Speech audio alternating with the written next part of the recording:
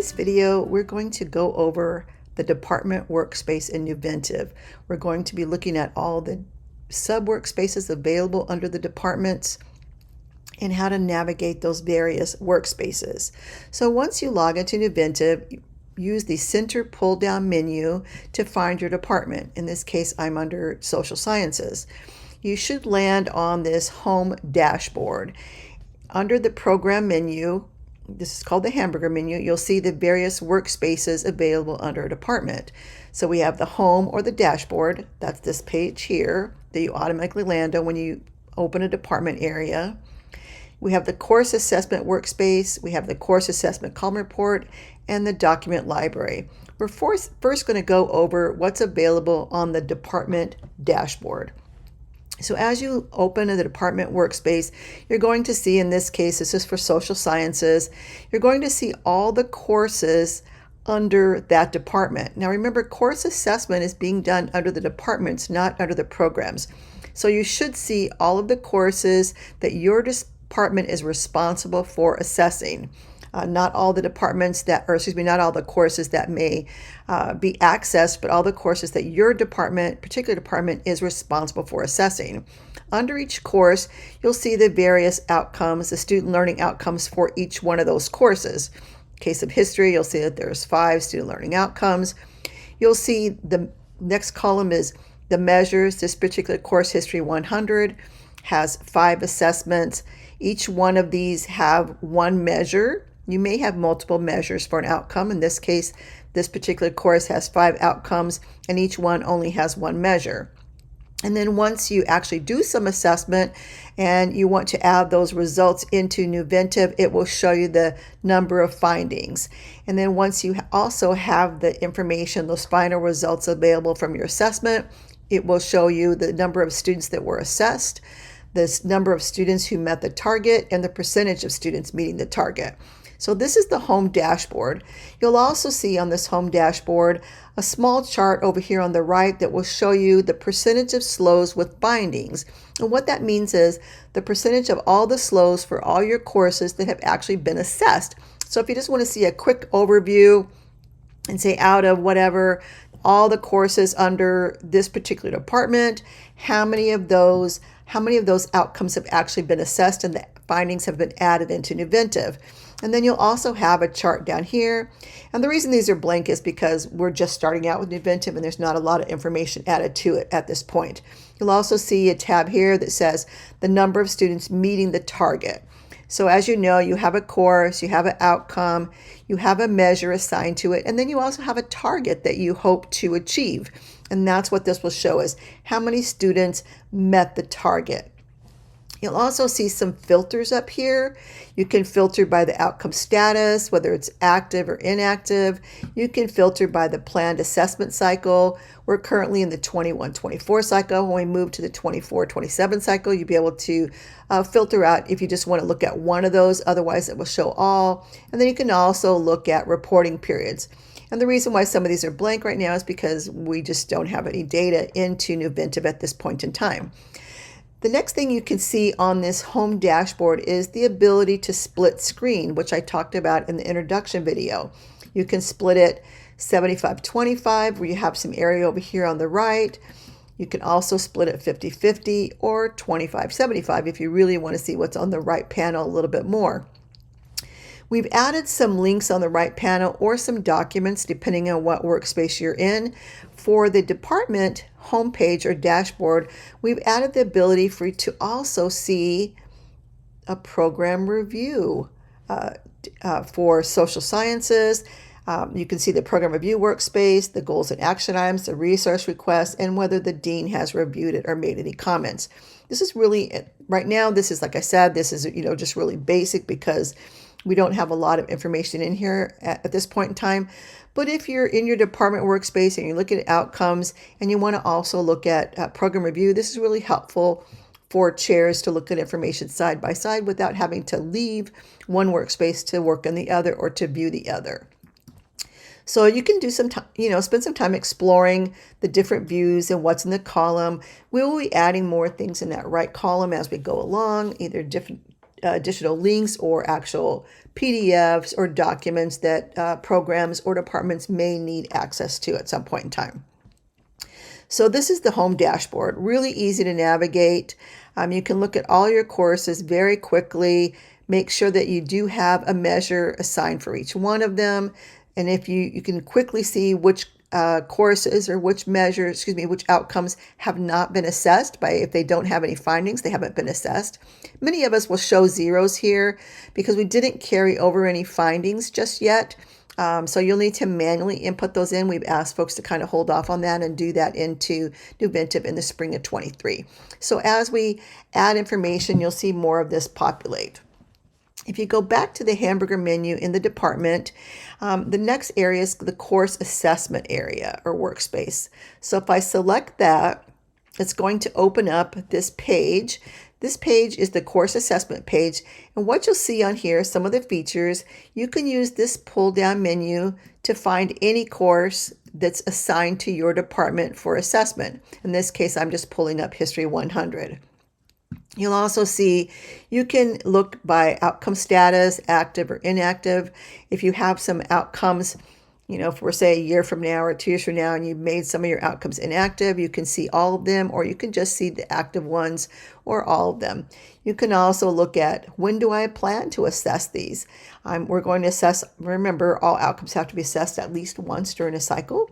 So we could sort it by 2021. You could also sort by 2024 or 24-27, or you could just select and view all. So once we get more cycles in here, it'll be easy to go back and look and see what you want to do. So this is a multi-select field. And then you can also go over here and you can look at, so this is the cycle. Remember, we're on a 3-year cycle. What year and what semester did you plan to assess? And we'll talk about how the platform understands this or how it knows this based on when you actually add information to the outcome. So you can sort by, okay, I want to assess which ones do I want to assess in spring, which ones do I want to assess in fall, or do I just want to look at all of them? So if you're looking as a chair and you want to see, okay, these are all the outcomes for this particular course that need to be assessed this semester, very easy to use that filter. Another thing across the top here is this little section right here where it says showing 5 of 5. This tells you that for this particular course, History 100, there are 5 outcomes. And this is really interesting because as you go through and you click on each one of these areas, you'll know, am I in outcome 1? Am I in outcome 2 of 5, 3 of 5, and so on. So this is a basic navigation. We've uploaded all the outcomes for each course for you, but if you want to add a new outcome, you can select this plus sign over here, this green plus sign, and add a new outcome. These little sections right here where it says slow number 1, these are called cards. And there's a couple of ways you can open a card. You can double click it and it will open, or you can go over here in this little ellipsis and you can select open. So in this case, I'm opening slow number 1 for History 100. Now remember that you could, on the home page, you could look for a different course. Using the same pull down menu, I can also switch to a different outcome if I wanted to look at a different one under this particular course. So in the previous screen, I could look for different courses. In this screen, I can look for different outcomes under the course that I selected. So under the outcomes, one of the first things you're going to see is slow name. And in order to import our existing slows, we had to just name them slow 1, slow 2, slow 3. So one of the very first things you need to do is give each one of your slows a name. If you do not want to use slow number 2, you can quickly just edit this information and just give it a name, slow primary source evidence. And this may be a better way to go because if you have slow 1, slow 2, slow 3, and say you archive slow 3, then you're only going to see slow 1, slow 2, slow 4, and slow 5. So taking away that number is probably a good idea. So it may be something you want to do, just name it a slow and whatever it is. And so I can go up here and I can save this if I want, but I'm not going to save it until we get some more information. The next thing you need to do is, so you've given it a brief name, is add a complete description. What is the slow? So in this case, students will be able to analyze and use primary sources. The next thing on this particular document is to Review the slow outcomes in Curriculum. Oftentimes, oh, there's a little spelling here, I have to have them fixed. Oftentimes what you'll see is the outcomes in curriculum may not match the current outcomes, and so we need to make sure that the outcomes in curriculum are accurate. So what you can do is select this pull down menu, and it will tell you, please confirm that the department has reviewed the SLO listed in curriculum and verify its accuracy. If corrections are needed, you'll need to contact Shelley Hess at the district, and here's her email address. So I can select that, and I can say reviewed and accurate or reviewed not accurate, update and process. And it's really important that you do this check one time. One of the beauties of Nuventive is you don't have to carry these SLOs over, these outcomes over from cycle to cycle or year to year. Once they're there, they're there. You can either hide them, make them inactive, but you don't need to always edit them unless you want to change something. So in this case, here's the outcome status. You can make it active or inactive. If, say, a year from now, we decide that this outcome is no longer needed, no longer relevant, then we could make this particular outcome active. We don't delete it, especially if it has findings attached to it. You wouldn't want to delete it. You want to make sure that it stays in the archives. So you'll be giving it a brief name, giving it a description, review it in curriculum. We've assigned all outcomes that were imported the status of active. So you want to make sure and review that. Are these indeed active? And then the next thing is you'll select a plan assessment cycle. We've assigned 21-24 to all the current outcomes. But as we go through the cycles, then you could select, okay, I'm also going to assess it in that year and maybe not that one. This is a multi-select field, and so you can have multiple cycles, but you only need to have one cycle at a time. And then this is where you'll assign what year and what semester I'm actually going to assess this particular outcome, in this case, SLO 2 for History 100. And what's nice about this is once you select when you're going to do this, then on that previous field, I can sort really quickly and say, oh, these are all the SLOs that I need to assess this semester. And it's really easy to find them and then schedule those. So once I'm done with this page, I have a couple of options. I can select Save, or I can select Save and Add New. I say I want to add a new SLO, or I can select Save and Close. Save and Close will take you back to this home screen. Go back there, where all the outcomes are showing. So you can do that. The first thing you need to do is go through each one of these outcomes in your particular courses. You can see that the title changed here as I changed it, and update all the information on those cards. So I'm going to open it, update the title. In this case, I'm going to take out the 1. I already have a good description. Has it been reviewed in curriculum? In this case, I reviewed them. It's active. When do I plan to assess this? I have to assess this semester, or excuse me, this cycle, because we're required to assess every outcome at least once during the cycle.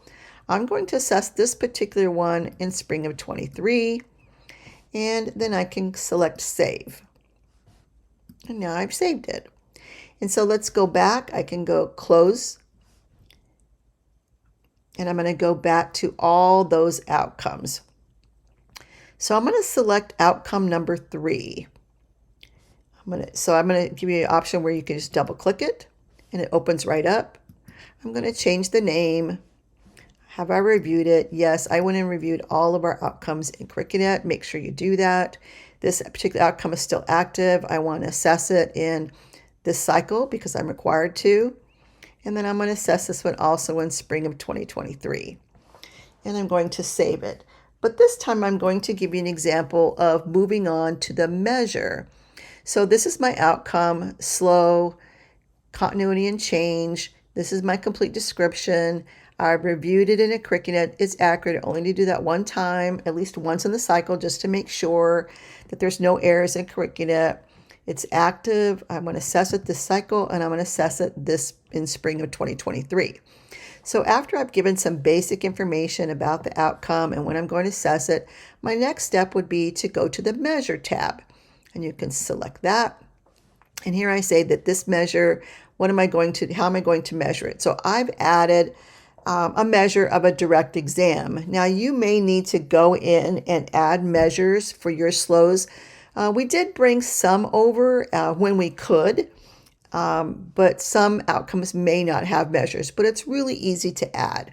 I can select add, and then I can give it what is the measure status. If it's a new measure, it's active. What is the method? Look at all the options that we've added here for you. It's super easy. Indirect, direct. In this case, I will say this is an essay. I'll give some brief description about this.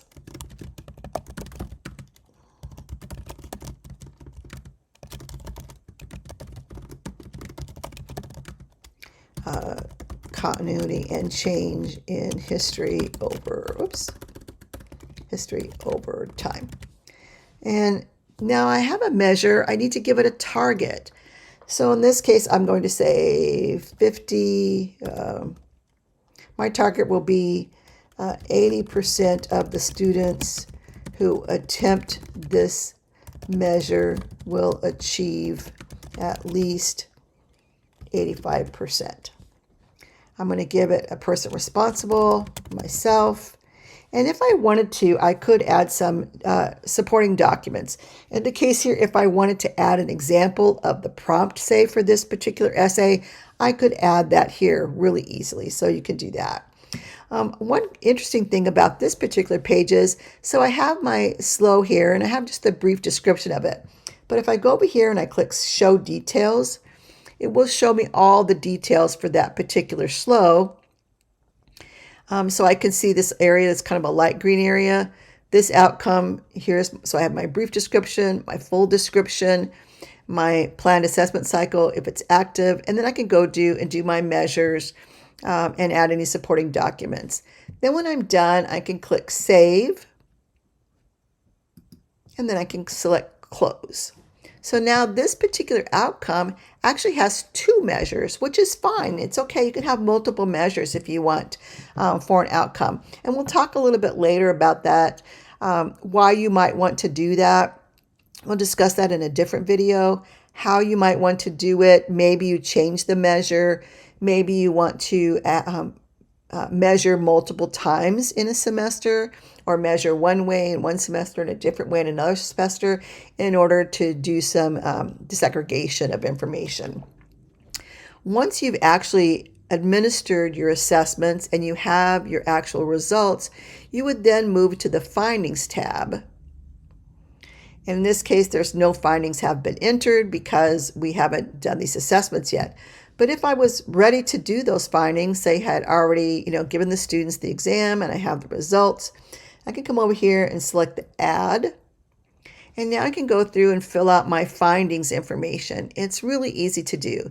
It will default to today's date, but you can just go through and you can select if you did the assessment last semester and it was your final, maybe you can change the date. You can do the reporting period, and this goes by academic year. You will add your CRN number for that particular course or courses. And then you'll say, did we meet the target or not meet the target? That's all we need to know. If you met it, that's great. You don't need to have like met, exceeded, because some of that stuff is really dependent on the person's understanding of what met, exceeded, not met means. So let's just make it simple for you. Either you met that target, and in this case of 80% of the students achieved 85%, and then you'll fill out the number of students assessed, the number of students who met the target, the percentage, which is just doing a little math, and then a summary of findings. This is a text message or a text field right here. You can add what you learned from those assessments.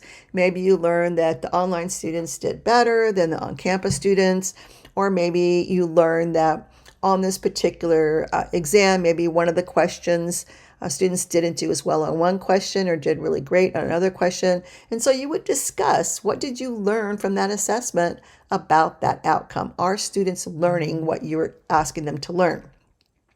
In this case, you can actually add some graphs or tables if you'd like. And again, you can attach some documents.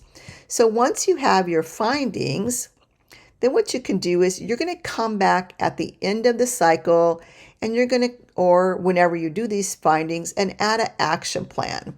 So in this case, I looked at my action plan. Today's the date. What is my action plan? So I create my action plan.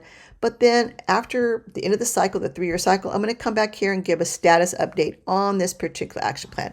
In this case, I'm going to say my action plan is to revise the exam questions in order to infuse equity into the exam. And then, so this is my action plan. So I'm going to spend some time. The next time, maybe the next year, I'm going to redo this exam. And then I'll come back and I'll give a status update. Did I complete this action plan? Did I not start it? Or is it in progress? And then I can add some comments to the effect of that the findings increased.